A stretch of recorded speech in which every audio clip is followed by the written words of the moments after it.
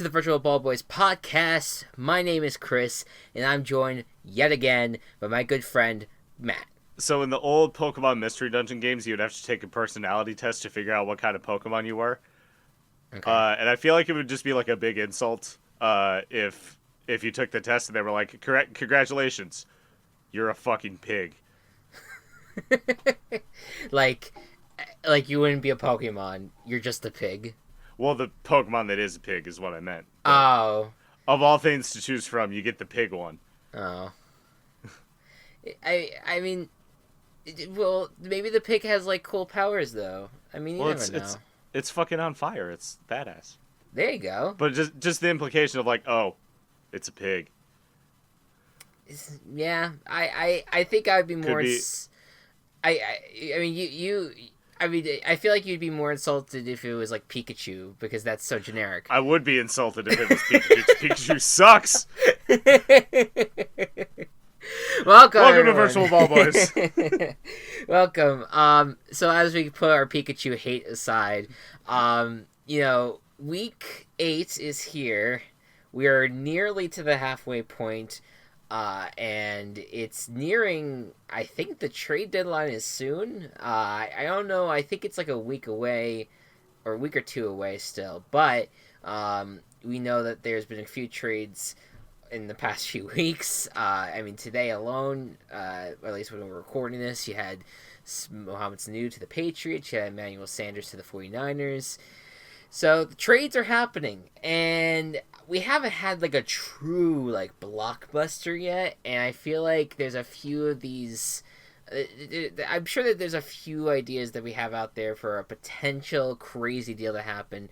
And I wouldn't say that any of these scenarios are going to be super crazy, but let's just think about...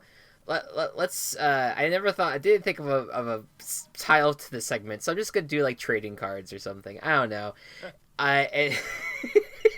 That one sucks. Well, all right. I'm sorry. I'm trying on the sorry. spot. That Listen, was mean. we can try. It does suck. It's okay. We can. So just trade scenarios. What kind of trade scenarios do you think would work best for teams that are in desperate need for a change of scenery, or for a new player and a player that's in need of a change of scenery? So, Mr. Matt, get us started. What do you think? I'll go ahead and start. One of the biggest stories, I think, coming into the season was Melvin Gordon really wanting to be traded to settle his contract disputes.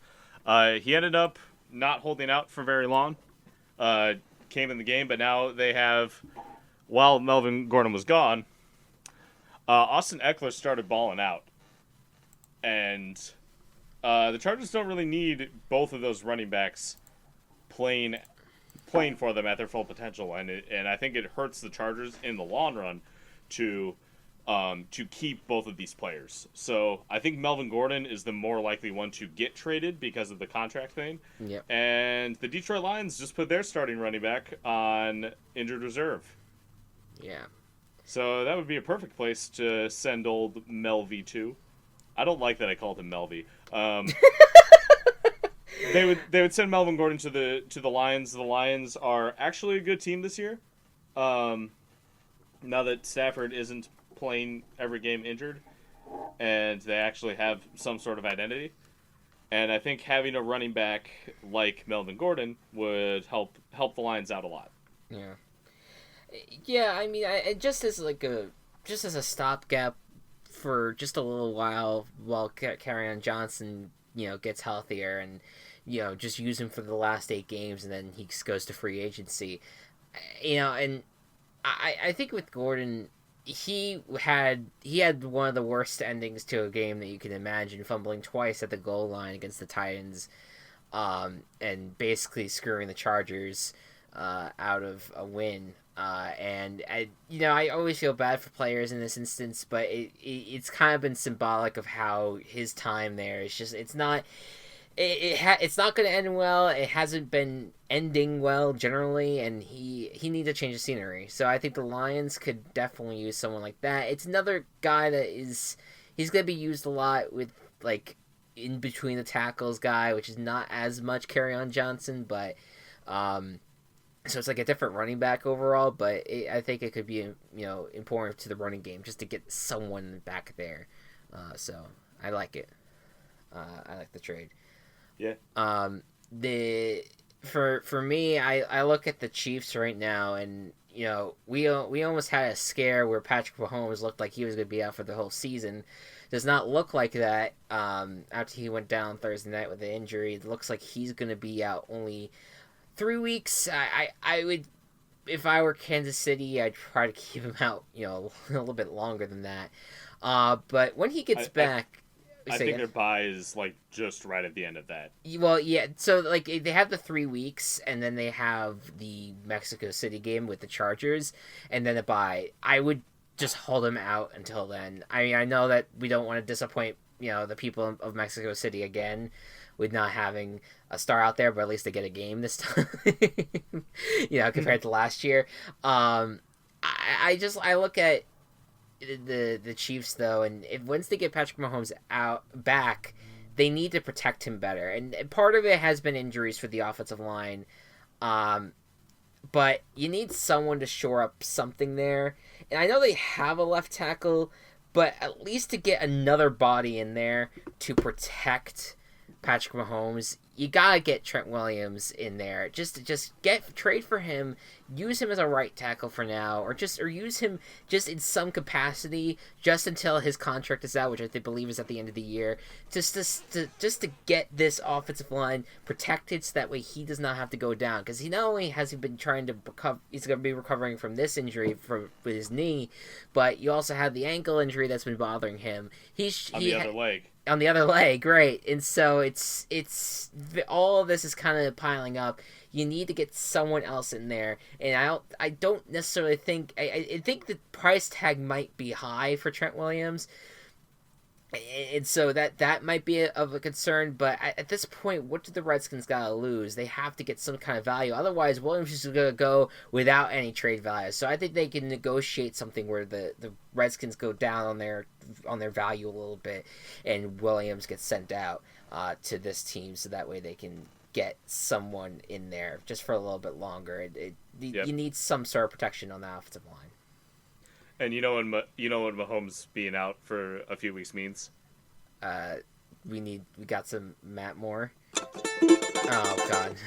Matt Moore is welcome to Matt Watch. Matt Moore is the current starting quarterback of the Kansas City Chiefs, while Patrick Mahomes is out on injury. This has been Matt Watch. Yeah. And you had. I thought you played the music on the outro. It's always weird where it just kind of leaves me hanging there. Okay, fine.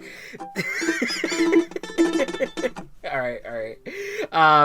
It's different every time. Okay, fair enough. It's yeah, and also for the sneaky underground Kyle watch, Kyle Shermer has been brought up on to serve as a backup for Matt Moore, who, by the way, Kyle Shermer is the son of Pat Shermer, the head coach of the Giants.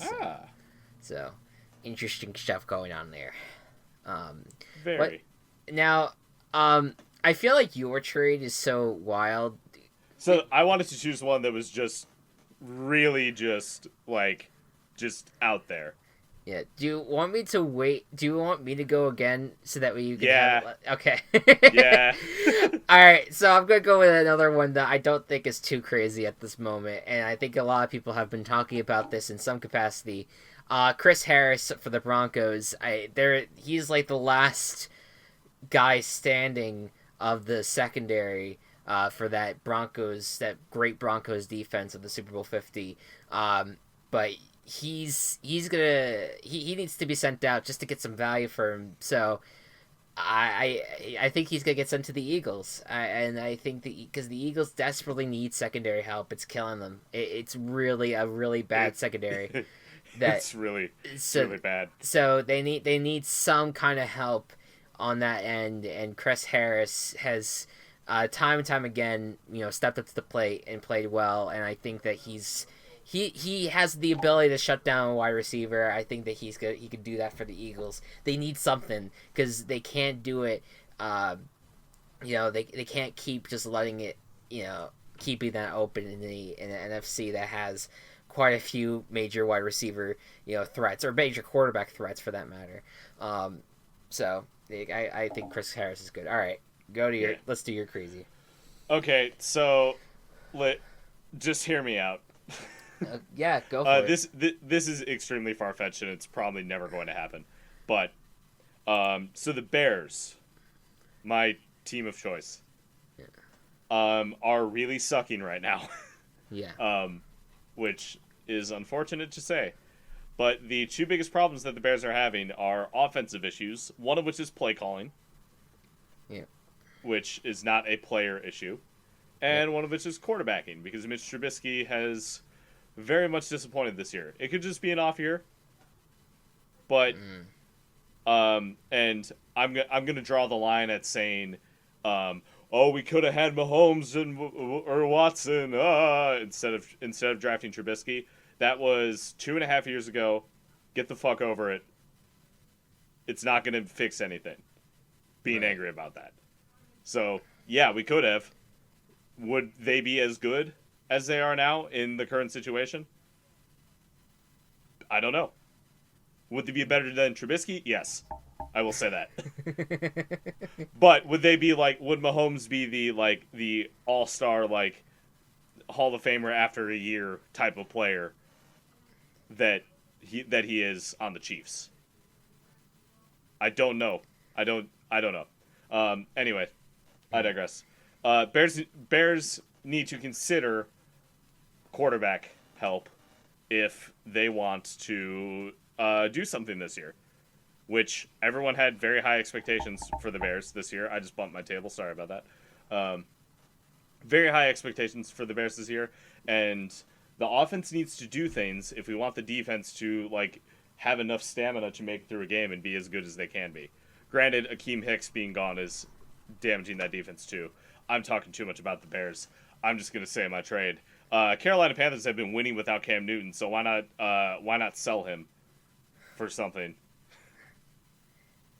and bring him over to the Bears? Give the Bears a chance again this year, with someone who isn't known for throwing, but is still a competent quarterback and could end up saving the Bears season, especially with Kyle Allen playing decently for the Panthers as a backup. He's I think he's undefeated as a starter. So I don't know what could happen. If not, send Kyle Allen to the Bears when Cam Newton comes back. I like that a little bit more. Yeah, send Kyle Allen to the Bears because you did draft Will Greer for kind of backup in depth. So I don't know. Anything could happen. So there's a lot to unpack here. With Newton, I don't. It's not so much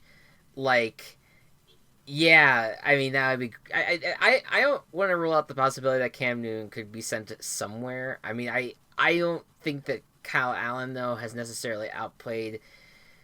I still think that the Panthers would want to roll with Cam Newton, even though that Kyle Allen's played relatively well. I don't think he's been lights out enough to be to really take over for Cam Newton. That is true. So that would be where my hesitancy is. And even if they would be willing to send Cam Newton anywhere, you don't have first round picks. And also true.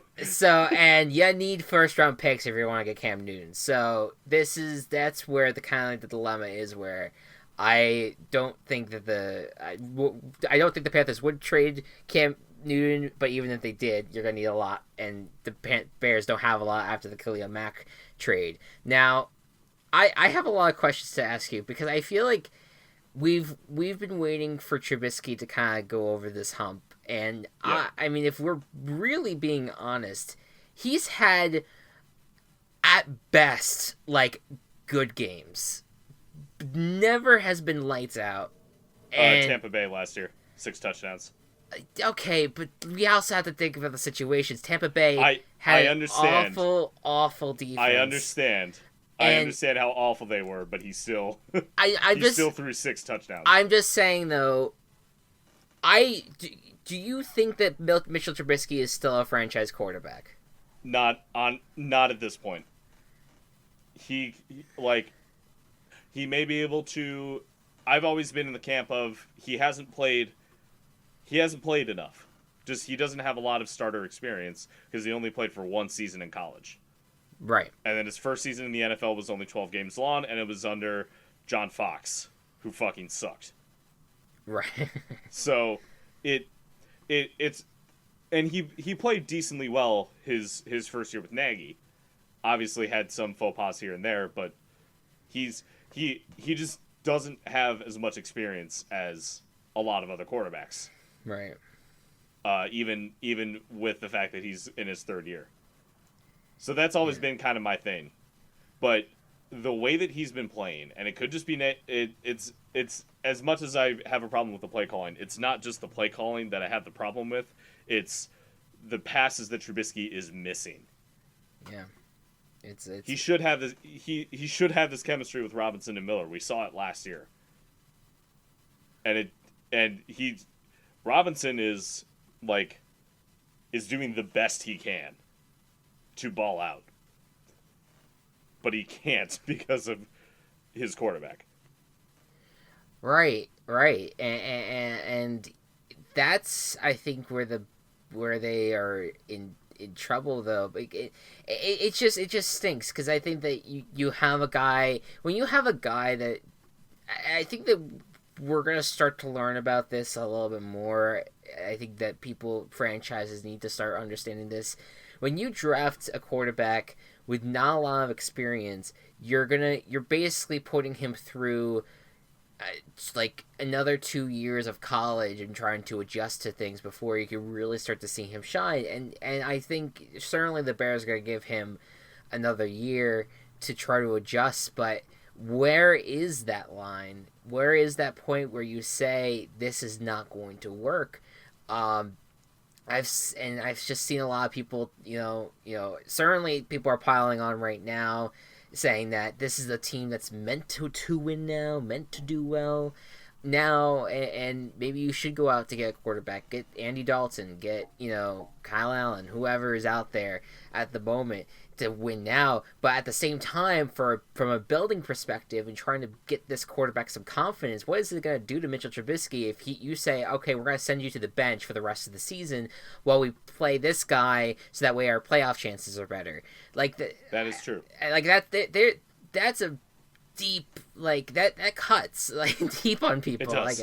And so that's the problem too. It's like, if you really want to believe in the guy, and I'm sure the general manager who drafted him wants to have this franchise back him as much as possible, like you have to stick with him for as long as possible. You have to let him play.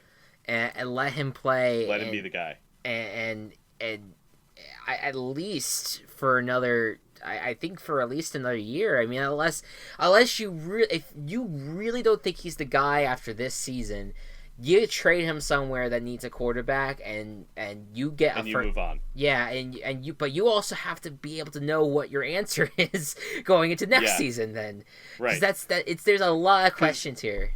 Because the Bears aren't going to tank this year. Yeah. Like even if Trubisky doesn't play well the rest of the year, the Bears are still going to win games. Yeah, and they may end up 8-8. I haven't taken a look at the rest of the Bears schedule to see what games would be winnable. To get to 8-8? Well, here's the thing. I don't know about the more coming up games. I know Chargers seems really easy, but your last 4 games of the season are like Rams, Chiefs, Vikings. I know. Yeah, it's I know. It's tough. It's a tough road ahead for them. So, you just kind of have to hold on tight and see if things can turn around. And this would be a good game for him potentially to win to get his confidence back in the Chargers. All right, enough of the Bears talk. But I'm looking forward to the trade deadline. Who knows what could happen? It seems like it's getting more active than I've seen it before the trade deadline before. So we'll see if any other craziness happens as we inch closer to that. With that being said, a few weeks ago we did a segment on video game heroes and compared some NFL figures to heroes, and we did say that we wanted to do the villains. We had a lot of trouble thinking of villains to talk about, but a lot of it is corporate. I don't think we chose a single player Nope. in this regard. Maybe like an encompass of a that has players within it, like that. Maybe that's it. And we have some obvious answers for the villains. I'll get us started here. Um, with the obvious one, and it's the New England Patriots who have been the villains for a long time now, and they made Sam Darnold see ghosts, which by the way, like I cannot believe people are running with that because it's the Jets, I know, but like if Darnold's at least Darnold's being honest with himself and he said that I'm seeing ghosts. That whole thing was so I think people are overblowing that greatly, but Oh, whatever. they are. What It's the Monday/Thursday night effect where that's the only football story that they can yeah take away from a game. So yeah it's all they can talk about because the game wasn't interesting at all. Right. It's that and the notion that with Brady selling his house and the trainer selling his house, that Brady could be on his way out of New England. Which fuck please. Anyways, the New England Patriots. I tried to think of a villain that was really encompassed all evil. And I went with the Ganon because throughout the Legend of Zelda series, Ganon takes on many different forms from game to game, and he just represents pure evil, wanting to rule the world, wanting to, you know, and like there's only like a few people in the world that could take down Ganon, which is like Link and Zelda, and it always seems like there's always like only a few teams every single year that can take down the Patriots, and it almost never comes to fruition until maybe like at near the end of the season where you have like the Broncos knock them down during the few AFC Championship games earlier in the decade. You had the Eagles take them out during the Super Bowl, but then that's about it. I mean, it seems like every other year the Patriots are winning these games, and it's just an obnoxious existence to be constantly living in. And I just, you get that kind of feeling in the pit of your stomach after Monday night's game. You're like, who's beating these Patriots? I don't know who, and it's a bummer. It's Ganon's gonna win again. It's Link's fucking asleep. Gotta wake him up. yeah.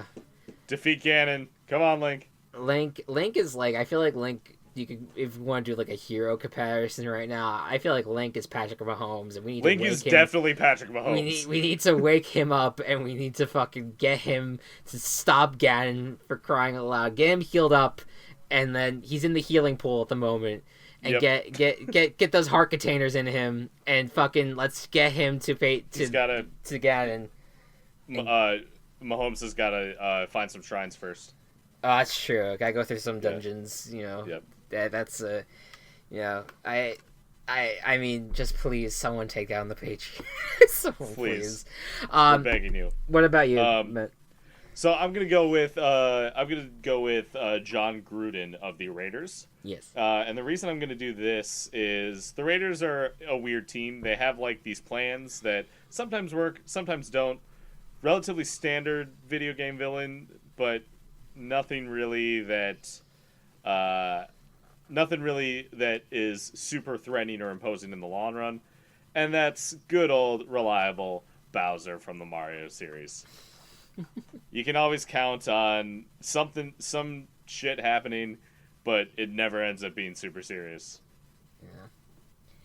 Yeah, and with Gruden, it's kind of like and the Raiders generally are trying to put on this villainous persona, but no one's really been intimidated by them in years, and they're kind of laughable in a lot of ways, and I feel like Bowser is in many ways kind of laughable in his ways, which I know that I know you love Bowser, Go Cubs, but I think that Bowser's not the best villain in terms of being able to execute plans to the No, he's finish. not like I like him because he's like funny and he's fun to play as in Yeah. party games because it's like, oh, it's this big fucking doofus. Yeah, he is like one of like he's basically part of the gang that just turns on them every once in a while to steal Mario's girl, and then And like Gruden's been around for so long too, because thanks to Monday Night Football. Right, right. Like he's always been in the mix, and He's people there. hated him as a broadcaster. So it kind of adds to that villainous effect that John Gruden kind of has in Yeah. his own way. Um, it would be great if we did. I was saying off podcast. I was saying that it would be funny if we did. It would be better if we did movie villains. And now that I think about it, everyone refers to John Gruden as Chucky all the time. So there you It's go. because of the haircut. Yes. All right, what's your next one? I was thinking about Mr. Jerry Jones, and I was really trying to think of like a corporation that's like just built on evil. Which honestly, you could just name the NFL on this one, but I want to refer to Jerry Jones on this one. Um, Jerry Jones will do anything to get success in the league, but will also do anything to keep the NFL to try to keep the NFL popular almost. And he said the other day where he is totally fine if the conversation the day after a game was just about the refs, because that means that people are talking about the NFL, which is good for him. Which he's right, but it also means that they're not willing to change anything about the NFL's ref issue, and it's like they kind of want to let it go as long as they keep on getting more powerful and powerful. And Jerry Jones is one of those people who are allowing that. And so I compare Jerry Jones to the Umbrella Corporation in a lot of ways. This group that is just trying to find power and basically trying to create zombies of fans that will just keep on following the NFL no matter what, no matter all of its problems. And you could say that about the Cowboys as it stands. This Cowboys team has not had success in years, and yet they have these zombified fans who are just constantly rooting for this team. They're constantly America's team. They're constantly having people watch it. He absolutely embodies that Umbrella Corporation, just because I think all he wants in the world is just more power, more rings, and doesn't care who he has to, what has to go down in order for that to happen. So I think that he's an embodiment of that. Yeah, I can totally agree with that. Yeah, and speaking of zebras, speaking of zebras that everyone loves to shit on, the refs are like EA. They are an unavoidable part of the industry that they're in. yeah, Nobody likes them. There's bullshit with money. EA does microtransactions. People are like suspecting the refs of gambling with the game somehow. I think after the Packers Lions game, there was something that came out about that.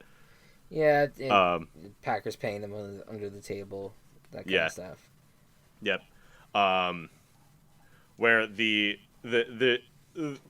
are just consistently hated, and especially this year, it seems like there are more flags than ever before, and they also, good connection, they don't seem to be learning from their mistakes and keep making the same mistakes, just like EA Yeah. keeps putting microtransactions in their game because no one is stopping them. Yeah. And They will true. continue to be villains Yeah. until they are stopped, but no one can stop them. Like, we have Pat Mahomes, who can be the link to take down the Ganon that is the Patriots, but we don't have anything that can take down EA. Yeah. Yeah, until the people that are even I mean I feel like you can make it even more of a narrow comparison where it's like you could look at BioWare, a company that has let people down constantly with the games that they've put out, and that EA has the power to just shut them down and be like, you've disappointed so many people on a constant basis with the ridiculous games that you've put out, and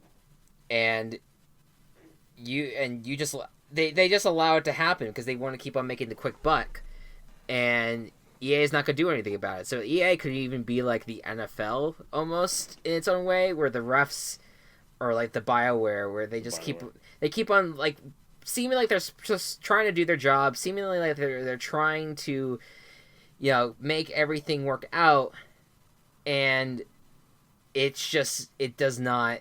They end up screwing up constantly. They end up screwing it up over and over and over again. And every single time they're like, okay, we'll get better, we'll get better. We'll have those phone calls right before Sunday where we're like, all right, this is what we're gonna do. You know, be better. Da da da da. And it's still like flags everywhere. Flags that don't make any sense. I can't wait till we can just remove humans from the field and we can have robots making these calls. Because it is to the point where it's ridiculous how much we have to rely on these guys to control the outcomes of these games, and it's not fun. It's just not fun to deal with. It's not.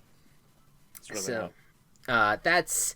There's your villains. It's really hard to think of like an on-field villain outside of the Patriots right now. I mean, you could probably look at the past too, but like in terms of past villains, and there's you had like Perfect currently as a player, but he's kind of out of the league. And Incognito, I mean, you could, he's irrelevant.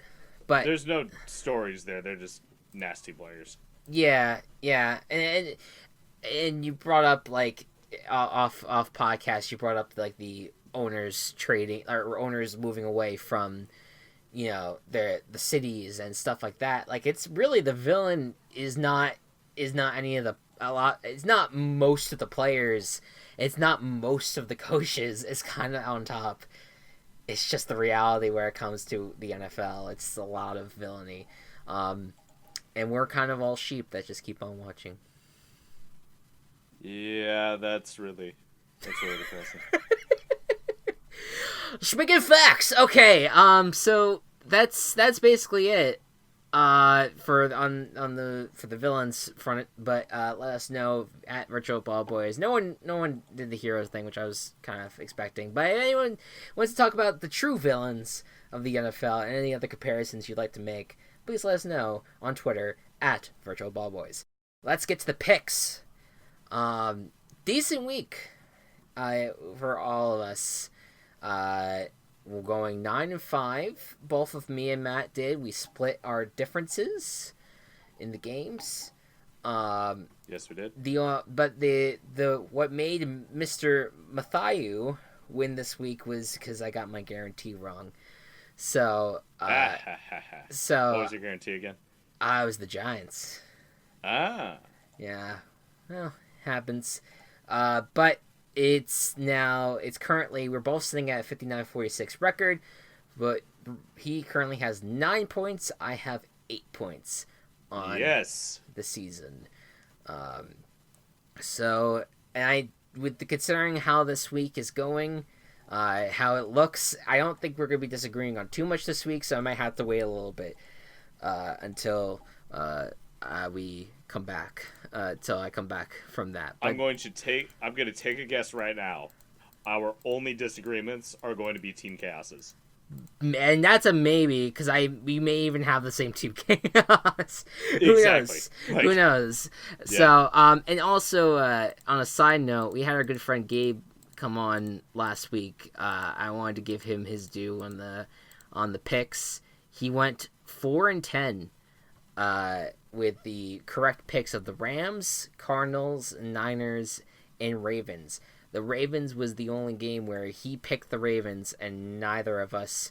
Oh, and the Cardinals. He picked the Cardinals. Yeah, and the Cardinals. So he outsmarted us on 2 of those games. And the other 2 we all agreed on. So very nice. There you go. So, let us begin. We'll start out with the... Oh, God. I love it when you look at a matchup and just go, oh, God. Yeah, Thursday Night Football. God, when can we get good Thursday Night Football games again? Never. We had such a good stretch with the Packers, Eagles, then Rams, Seahawks. Those are good times. Washington Redskins go to Minnesota Vikings.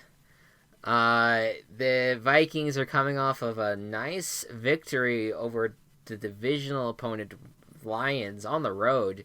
That was a desperate win that they need to get. I mean, they're on a 3-game winning streak, of course, but they've already lost the first 2 divisional games that they had. They needed to get that one in order to keep up with everyone, and so they did. Kirk Cousins is balling right now. He's doing pretty well. But now it's prime time, his worst enemy. But luckily, it's against his former team in the Washington Redskins, who are not as high. What do you think's going to happen? Adrian Peterson is also taking on his former team. Yes, that is correct. That's another storyline you can follow if you care. Yeah. Yeah, so this is an interesting matchup because of those things, but I don't think primetime Kirk Cousins is bad enough to lose to the Washington Redskins. So I'm gonna go with the Vikings. Yeah, I'm going with Vikings too. I that has always been a prevailing theory for me, but I just haven't seen enough from Washington. If I had to say one plus about this Washington team, their defense is all right, which we kind of knew going into the season that their defense was going to be okay. But their offense is just so atrocious, and in Minnesota, it's not gonna fly. So next game, Seattle Seahawks, pronouncing Seahawks the same way you pronounce Seattle. The Seattle Seahawks take on the Atlanta Falcons. Matt Ryan went down with an ankle injury last week. Questionable, but will probably play. I have not heard anything on that front. I know that he went out. For the sake of my fantasy team, I hope he does. I don't think he's out. I don't know. It was, we kind of could confirm that it wasn't a major injury, but I haven't heard much about his status. I mean, either way, what's gonna matter of it? I'm going Seahawks here. Just the better team right now. I know that Russell Wilson had his first bad game of the year, but I think that he redeems himself against the Seahawks' former defensive coordinator Dan Quinn, and gets the win over this terrible Falcons defense. The Falcons I had so much love for you, and it's just gone. Yep. Seahawks. The Seahawks. Seahawks. Yeah, that's I Seahawks. can't believe you introduced that to my fucking brain. The Seahawks. Seahawks. Next up, the Philadelphia Eagles going to Buffalo to take on the Bills. Eagles coming off a really, really bad loss to the Cowboys. Ooh, nothing is clicking right now, and now they have to take on a tough Bills defense. What do you think is going to happen in this one? So Miami surprisingly played the Bills close last week. Sure. Yes. For the most part. Yeah. But the Bills still, especially on defense, and have some sort of identity on offense, the Bills are a really good team. Yeah. And despite like shit isn't clicking for the Eagles right now, they still have a lot of good players. This could go either way, but I am so confident in Buffalo right now, I'm going to guarantee them. Okay. All right. So, and I will say that the Eagles, I don't know what my reasoning here is, but I'm Team Chaos in the Eagles. Fuck.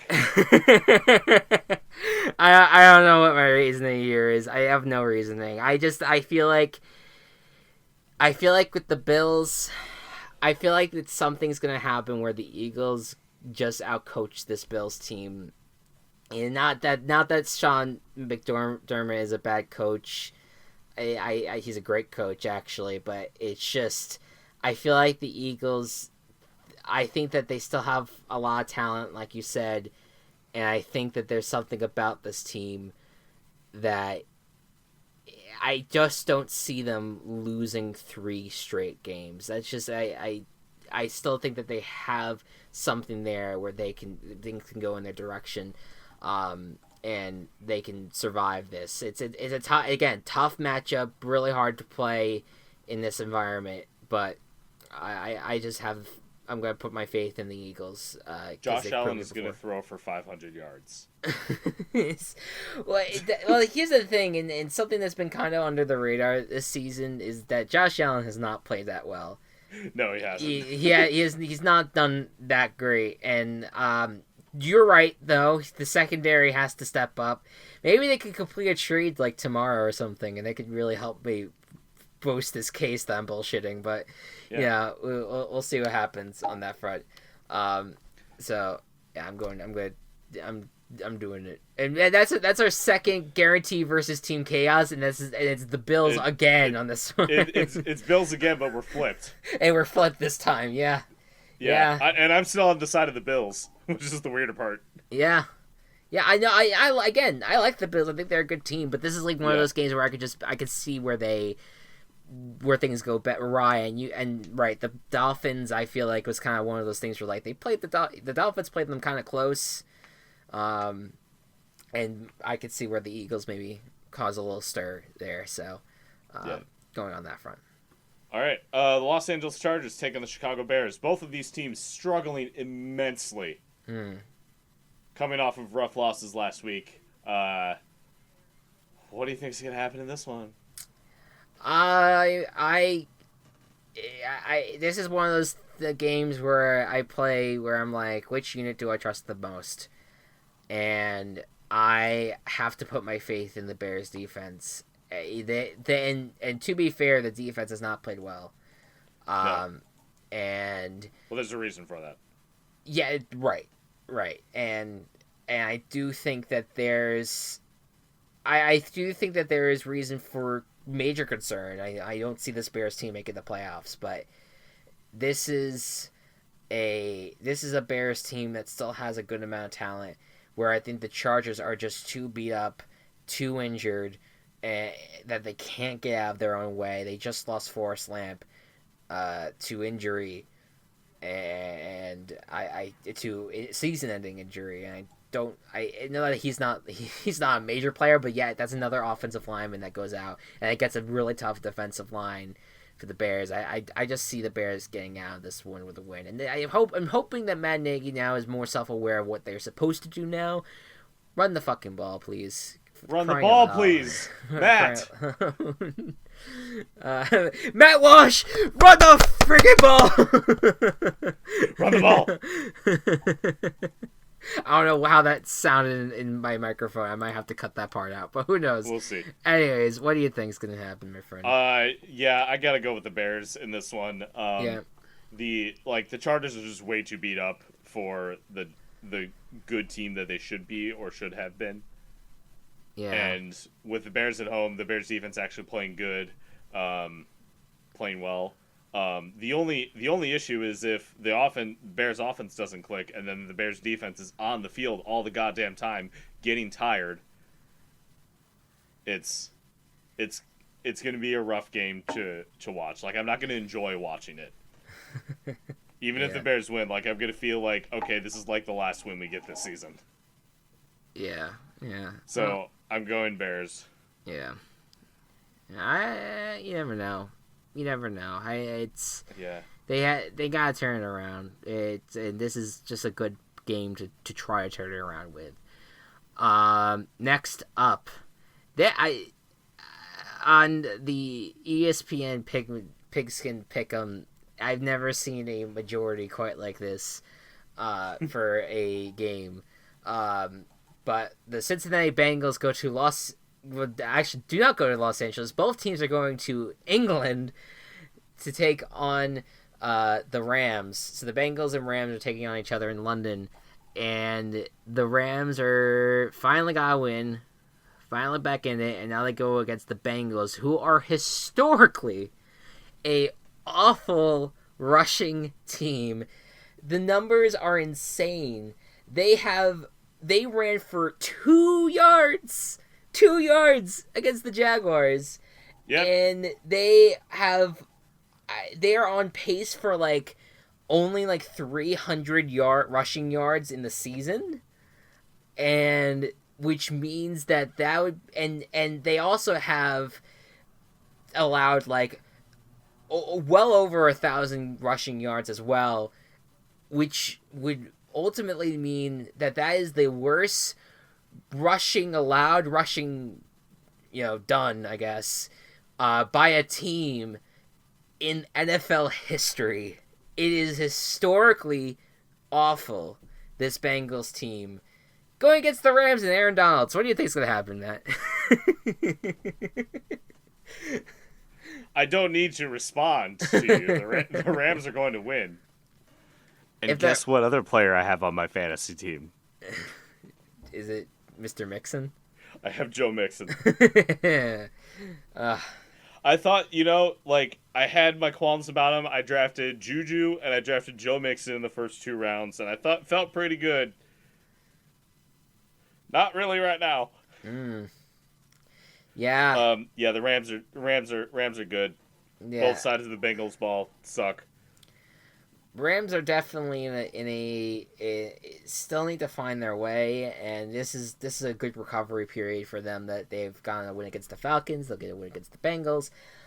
From there, we'll see. I don't know who's ahead for them, but this is a good route to be going down and to get back to the lead, get to 5 wins, and see how you can move forward. And Jalen Ramsey played pretty well last week, so.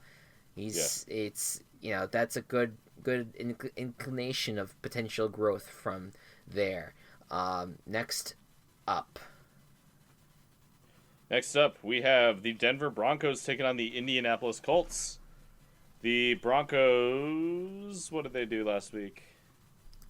They were the Chiefs. They got gobbled by the Chiefs. Yes, that's right. I was thinking about Sunday. I forgot about Thursday.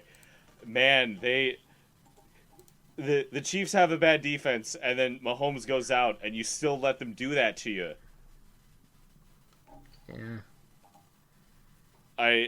Versus the Colts, who Jacoby Brissett is playing like an NFL starter, like he is. Yeah. Yeah. With the Broncos, that's I guess what happens when you have a bad offensive line and a quarterback that just is immobile in the pocket. And I mean the thing is too is that like they were able to take care of the Titans because Mariota was just so inept, but they went against a Chiefs team that had a game plan for if Patrick Mahomes went out, and certainly were able to game plan around a very easy to like read offense with the Broncos that just could not get out of their own way at all. And yeah, the Colts got to care of business against the Texans last week, and I think that they continue moving in that direction. This is a home game for them, and I think that they really take care of business in this one, so I'm going with the Colts. Yep, I'm going with the Colts as well. I'm still under the running theory that John Elway is trying to ensure that he has the greatest Broncos quarterback legacy. Yeah, he's getting there at this point. Yep. Next up, the Giants, coming off a tough loss against the Cardinals, go to Detroit to take on the Lions, who have now lost 3 straight. I mean, they were undefeated at one point, and now they are 3 losses in. This Lions team is just not what they were in the beginning of the season, but they are competitive, and that's something that that's definitely going to keep them in games and keep them going. So, what do you think is going to happen? Yeah, this is an interesting one. I still think I'm going to go with the Lions. Yeah, I still feel confident. They just lost their running back, but Stafford and Marvin Jones had a great game against the Vikings that still came up short. Yeah. But regardless. Yeah, I'm gonna go with the Lions as well. It's just one of those things where it's a better team overall. Their defense hasn't been playing that great as of late, but they certainly have the talent to shut down Daniel Jones at the moment. So I'm going with the Lions. I feel pretty good about that. Yeah. Next up is the Tampa Bay Buccaneers against the Tennessee Titans. The Titans coming off of a win, and the Buccaneers coming off of bye. Does that bye week do anything to help the Buccaneers in this matchup? Yeah, it seems like we'll never get the second iteration of Mariota versus Winston as Tannehill will now be taking the reins in this one, and rolling with it. You know, Titans defense is good. It's playing pretty well, and I look at the Buccaneers, who just were falling apart against the Panthers, and I have faith that Bruce Arians, kind of is gonna have a game plan going into this. But the more I think about it, I did have the Buccaneers selected. I think that the Titans, as up and down as they were, something tells me that a lot of that was Mariota and his existence in a way. And I'm going to go with the Titans just because they kind of showed that the offense played pretty good. The Buccaneers have a tougher defense than the Chargers do, but I think that the fact that the Titans are at home, house matters. And again, that defense really balled out. And by the way, they had great play from their defensive tackle, Jeffrey Simmons, who he was their first round pick earlier this year. He tore his ACL in February or in March, around there, and they didn't think he was going to play it all this season. And sure enough, he got taken off of the injured list, and he played, and he played really well. So that's a factor for them. If the Titans can ride their defense, they can be competitive. So I'm going to go with the Titans. They could. I'm going with the Titans as well, pretty much for all the same reasons you said. Yeah. I don't trust Jameis. Yeah, I'm over Jameis as well. I don't think they have a better option though behind him, so I think they're sticking with him until the bitter end. Next up, the Saints. My goodness, Saints on a 5-game winning streak with Teddy Bridgewater, and they are just annihilating opponents left and right. Their defense is completely shutting down others, and you could look at that Bears score and you could be like, well, the Bears got... No, that was all in garbage time after the game did not matter. This was a blowout that was masked after Mitchell Trubisky after they got like a few onside kicks. And with the Cardinals though, Cardinals are on a 3-game winning streak. It's kind of wild, but this offense is starting to turn things around, and the defense just got back Patrick Peterson, which we completely neglected to bring up last week, and Chandler Jones is kicking butt, and like all these defensive players are really doing a good job for the Cardinals. This is a team that could be frisky down the stretch. What do you think is going to happen? Yeah, I like the Cardinals are doing rather well right now, but with how good the Saints are playing, like it's so hard to pick against them, and I don't want to pick against them. Yeah, it's over. We're over that. The Saints are shoo-ins to win this, and I almost feel that with I think one of Drew Brees' downfalls last year was towards the end of the season. He was getting really tired because he is old. Yeah, right. And wasn't playing as well as he was in the start of the season. He hasn't been playing the start of the season this year. Right, and he could recover and be ready. Yeah, so I honestly think that like when Drew Brees is ready to come back, he is going to be at a greater strength. Yeah, it's going to be wild that this team, without their starting quarterback, and by the way, we haven't even said this yet, he could play this week. There's been some talking about how his injury's been. If I'm the Saints, I just keep him on the bench one more week. I think that it's worth doing that at this point. And I think that you have a scenario where the Saints would we be really stunned if this team goes 15-1? Not at all. It's at a point where they just have so much talent from top to bottom. They won on Sunday, and you could say what you want about the Bears, but they won on Sunday without Drew Brees, without Alvin Kamara, and without Jared Cook. That's 3 of your major offensive players, and you still won that game. This is a team that is so well coached. Sean Payton deserves Coach of the Year, and they're a good team. I have faith that they're going to take care of business. Now I'll watch them lose against the Cardinals after us saying all that. Next up. New York Jets, Sam Darnold seeing ghosts. A highly contested thing that may or may not, or should or should not have. That's what I was looking for. Been aired on Monday Night Football, going against the Jacksonville Jaguars, who still have a good defense.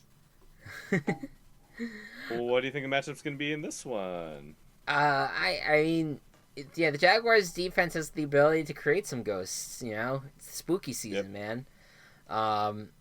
So I mean, I think that the Jaguars. I mean, look, this is not the Jaguars' defense of old, but it's Especially still with Ramsey gone. It's still a decent. It's still a decent unit, and Gardner Minshew continues to play a game that is reliable. Something tells me though that they're probably going to go back to Nick Foles when he's healthy. Even though I really like Minshew, I think that it's at a point where he's not doing enough, I think, to keep his job. It's not bad. He's not doing a terrible job, but I think that you could see where Nick Foles sticks around unless they're like, all right, we'll keep Minshew and we'll trade Nick Foles to the Bears.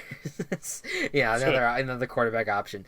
No, I have faith in this Jaguars team, and I'm going to keep rolling with them. And I think the Jets just were in a tough situation. I think this game's going to be close. I think the Jets can still play well. It was a really tough game to play against New England. I think a lot of us underestimated the ability of the Patriots to really blow out this Jets team. So, right. But I still have faith in them. But I'm going Jaguars. I'm going Jaguars as well. Leonard Fournette's playing pretty well this season. Yeah. At least relative to how he's played in the past, I feel. I guess so, yeah. Yeah. Doing what he needs to do. DJ Chark, D.D. Westbrook still have some options.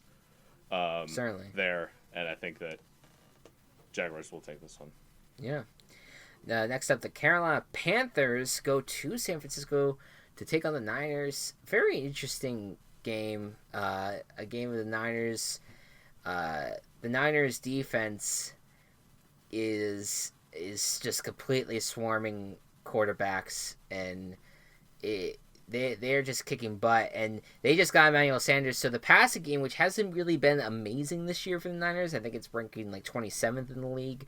It's just got helped by adding a veteran wide receiver. Now, as for the Panthers, they're coming off a bye, and this team has not lost since their Week 2 game, and they're hoping to keep the momentum going, especially with their defense and their star running back in Christian McCaffrey. What do you think's going to happen, Matt? This is going to be a run game. This whole game. Lots of running. Yeah, I mean, obviously Emmanuel Sanders will play an impact in this, but it's gonna and they have some time to practice with Jimmy and Manny, but. Yes.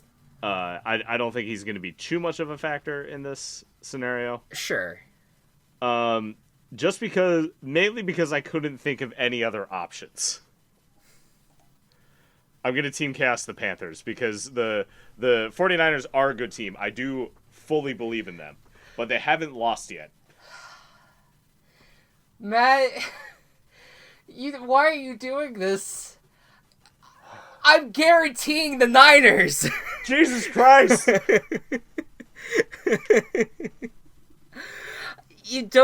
I don't trust this Panthers team to go to San Francisco and face the Niners team that's just been a buzzsaw for a lot of the league. I understand where you're coming from. I'm guaranteeing the Niners in this. Oh my god, I'm going to lose so many fucking points. That is a first for sure This is absolutely a first that we've done where this. we have guaranteed and Team Chaos the others. Yeah, wow. I was just like the moment you said the Panthers, and I was just like, damn it. I knew that you're gonna Team Chaos them. Damn. Well, now I feel bad. No, why do you feel bad? I don't know. It's your choice. It's hey, if you think the Panthers are gonna win this game, go for it. I mean, that would be a chaos scenario, and it could happen. Who knows? You know, That's why I'm chaosing them. it's a week to week proposition in the NFL. I also have no metric of chaos for any other of these fucking teams this week. Yeah. It is the most likely upset that I think will happen. Yeah. Yeah, I think that's absolutely fair. It yeah, I just never it's just been very interesting that we've never had this happen before. And I can't believe it. Yeah. So well, we are putting a lot of stakes in this week. It's fun. In these two games. And they're on two different time slots as well. Next, Cleveland Browns, New England Patriots. Browns coming off a bye. The Patriots keep spanking their opponents. Yeah. Which one are you choosing? I'm going Patriots. I'm not picking the Browns anymore. Of course. Why would you pick the Browns? It was a nice week not talking about the Browns. It was actually very soothing because I feel like I've been very upset about the Browns, that they've just not lived up to expectations. It was very nice to not talk about them, and maybe it might be better for them to have a bad year. And come back in 2020 to really kick ass, and hopefully with better coaching. In some regard. So, Patriots, they're going to take care of business. I have no doubt about it. Yep. Patriots. I feel like I've just broken you with the Niners guarantee. Well, I'm not even upset with that. Like, it's more just making me rethink what I'm doing with. Okay, yeah. I mean, we have 3 picks to figure things out. Next up, the Oakland Raiders go to Houston to take on the Texans. Now this Raiders team is coming off a tough loss. Oh my God.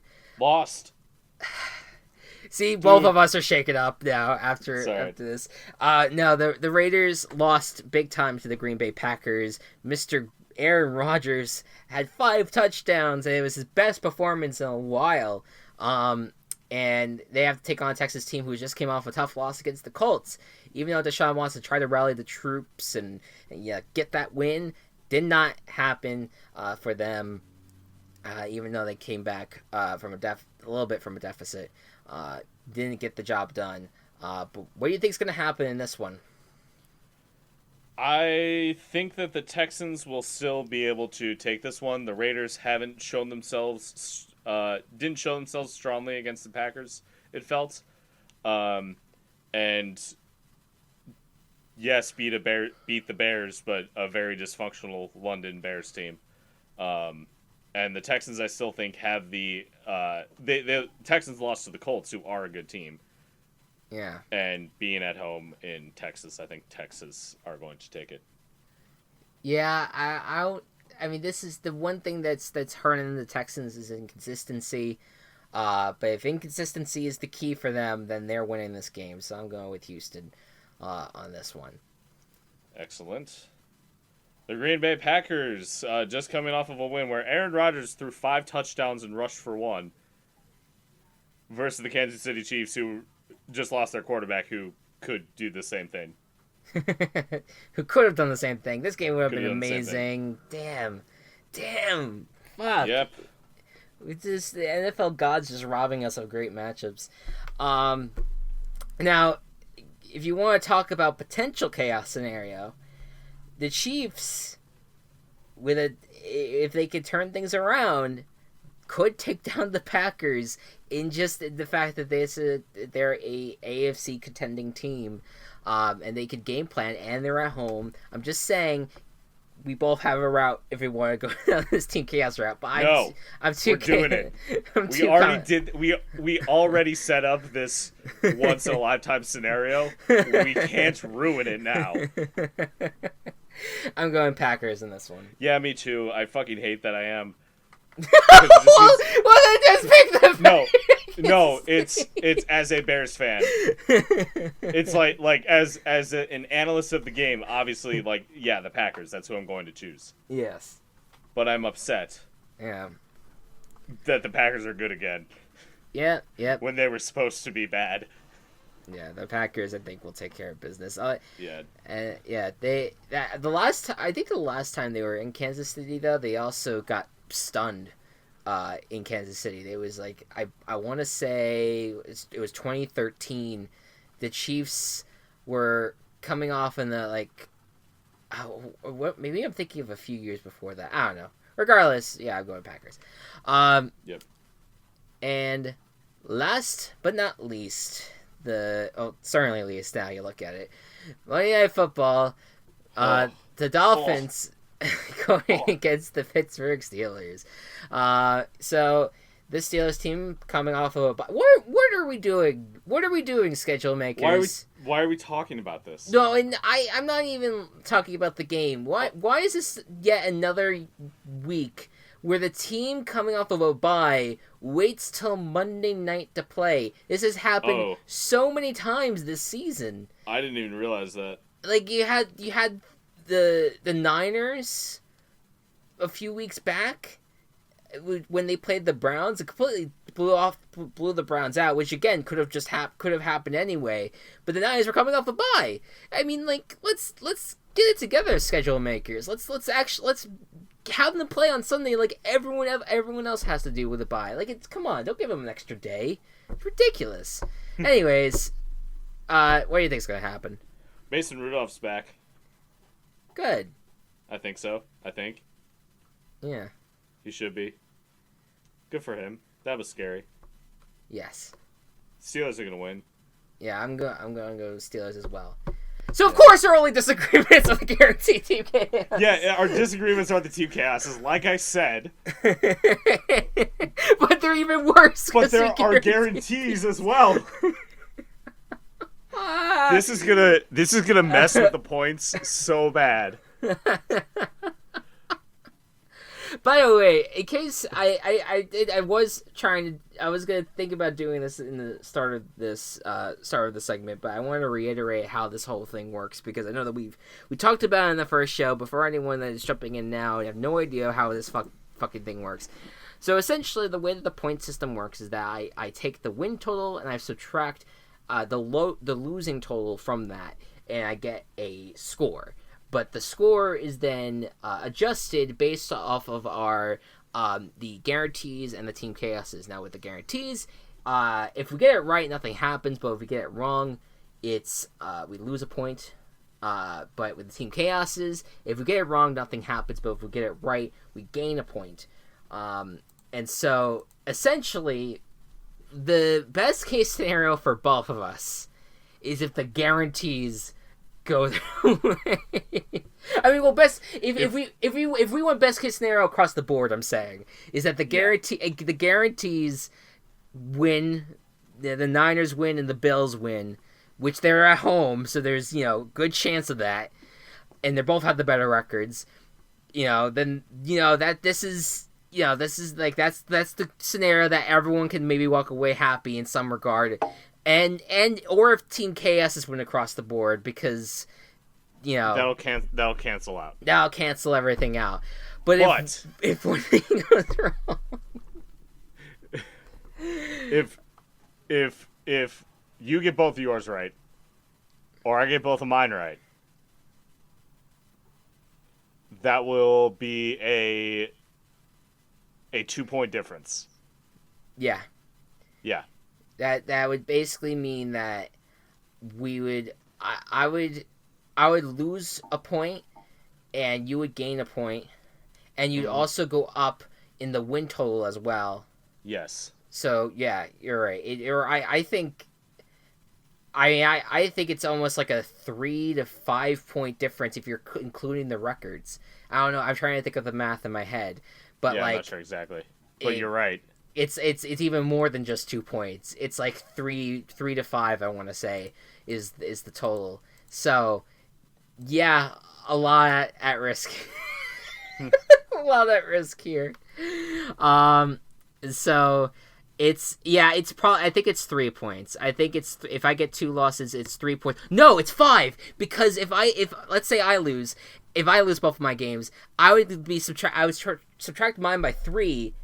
Wait, and then you would go up by 3. That would be 6 fucking points. Oh That'd be my God. 6 points. Or the other way, and it would be a 6-point difference in your favor. Well, that's what I mean, though. But it's 6 points are on the line. It's crazy how much that is. Oh my God, this is the most important week.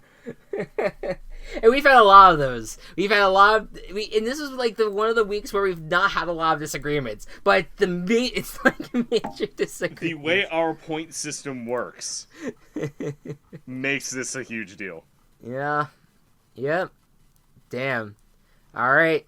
Well, a week where I went into it where I was like, oh, we may not disagree a lot. Well, we did it, but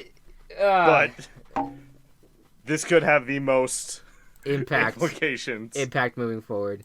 Yep. All right. Well, that's it for the Virtual Ball Boys. So if you somehow get Eagles Bills, or if you get Panthers 49ers. Yeah, Panthers 49ers. Watch for us and think of us and pray for us as we ride through that wave. This is gonna be wild. Next week, I already have the segment in mind. I'm thinking we'll talk. We'll talk afterwards, but I think we got some grave digging to do. I'll just say that much. Yes, it's been a while since we've done that. So we'll take care of that. And then the week after, right before week 10, will be our halfway point show, where we'll just review what we have of the season thus far, talk about all the teams in any way, and we'll give our playoff predictions, our Super Bowl predictions again, and and rework our NFL awards, because I know you were saying off podcast that not very happy with that. So we'll basically do another preview show, but just for the rest of the year. It's our halfway point show, so it works. It's going to be a whole bunch of analysis, and it'll be a lot of fun. So stay tuned for that. Anything else that you would like to make note of, Mr. Matt? I don't think so. Okay. Yeah, we don't have anything currently in production. Yeah. So we will keep you guys posted on that. Of course, follow at Team Chaos Pods for any updates to that. And for any more updates on Virtual Ball Boys, go to at Virtual Ball Boys on Twitter. With that said, thank you all so much for listening. See you next week. Bye-bye. Good night and good ball. Shit. Keep that in. Damn it. Virtual Ball Boys has been brought to you by Team Chaos Productions. Find us on Twitter at Virtual Ball Boys and find more of our work at Team Chaos Pods.